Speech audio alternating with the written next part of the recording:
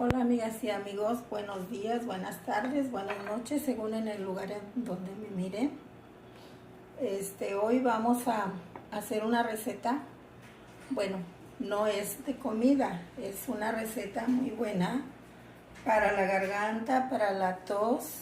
Ya ven que a veces da la gripa fuerte y luego queda una tos de esa horrible de perrito que no se nos quiere quitar con nada. Entonces ni los antibióticos nos hacen, tomamos muchos antibióticos, lo que pasa es que nos hace daño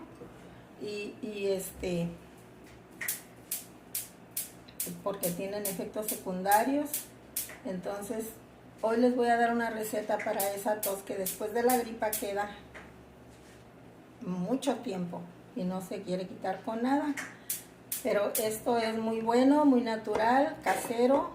Es nada más con 3 ingredientes, que es muy fácil, siempre los tenemos en la casa y pues no es difícil conseguirlos.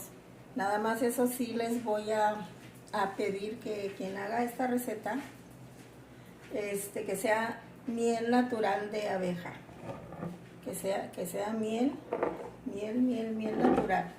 Miren, como pueden ver, esta es miel natural. Entonces hasta trae ahí el pedacito de panal, como pueden ver. Así.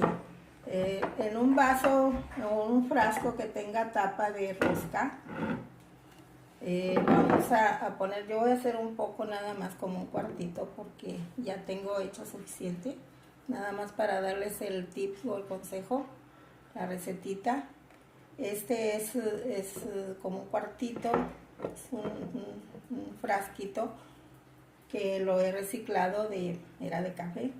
Entonces lo ponemos a esterilizar, lo hervimos en agua caliente, lo hervimos un ratito para que se esterilice con su tapita de rosca, como pueden ver.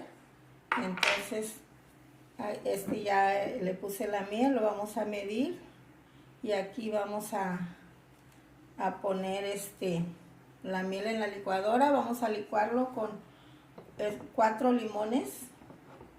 Estos son 4 limones, aquí los tengo ya partidos.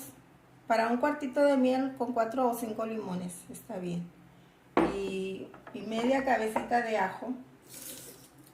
Es ajo natural, ajo del que usamos en la casa. Vamos a ponerle como esto,